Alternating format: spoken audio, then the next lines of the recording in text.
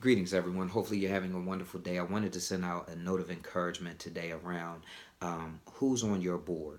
Um, I think that as we are evaluating relationships that we have with people in our lives and the people that we entertain into our personal space, it becomes extremely important and extremely valuable that we treat ourselves like a business. So if you think about yourself like a business and you think about who you would have on your board of directors, who would be a part of your senior leadership team, who would be a part of your management infrastructure, and who would be a part of your workforce, who are the types of people that you are hiring to be in your personal space and in your life? And the type of people that I think that at every level of our lives we should have a part or connected to our lives should be of character and integrity. A lot of times it takes time to identify character, integrity, and integrity in others, but I think it's a very valuable way to look at who we continue to allow in our lives as we grow and mature in our journey with Christ and in our journey with our walk of our own personal testimony as it relates to strengthening our faith and having people on your team that will help you to be the very best that you desire to be. I was having a conversation with a really good friend of mine, Jasmine. I'll give you a personal shout out, Jazz, because it was our conversation that really placed in context the importance of character and integrity. And I think you can measure every relationship against those two things as it relates to why people treat you the way that they do and why people interact with you the way that they do.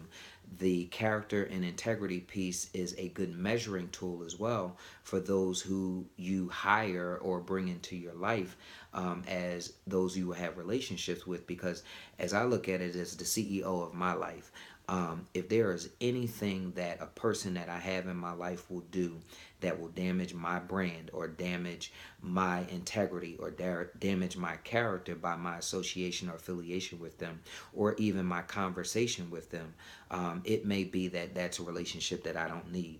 I don't want people sowing seeds into my ground that make my ground disrupted, or uncomfortable. So that means that I have to now be more conscious as I mature, about the people who bring foolishness into my life, about the people who bring gossip into my path, about people who want to sit around and talk about other people, because I want it to be that if you can't say what you're saying to me in front of the other person, don't even bring that my way, because that damages my brand and it makes me associated with other things that I don't associate with. I'm not saying that I'm perfect. And I'm not saying there wasn't a time that I didn't function in that space. But again, as I mature and I grow my business and my brand and my company, which is Jamal, it is a different level of expectation that I have for the people that I've had be a part of my brand and my company and my business.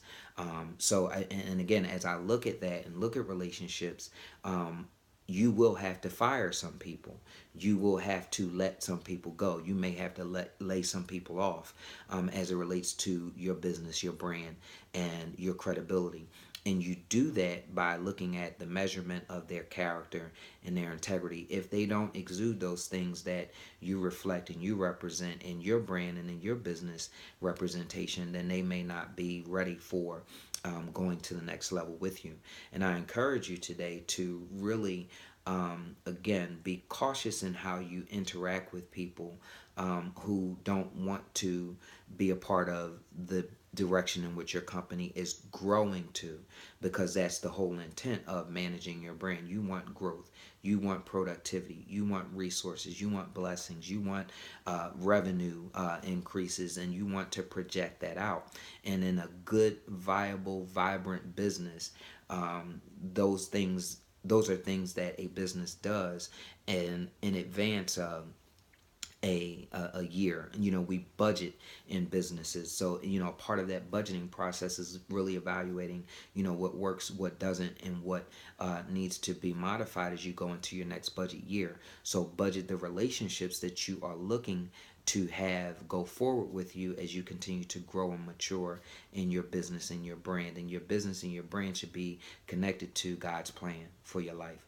And I encourage you today to, again, Don't feel uncomfortable about making good business decisions that help your business to grow.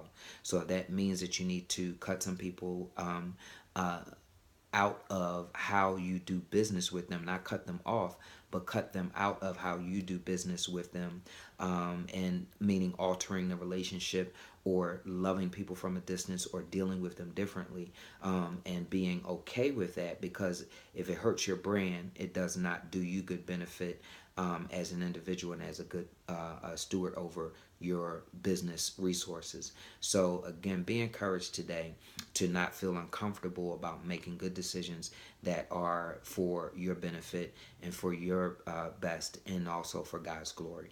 Be encouraged and have a great day.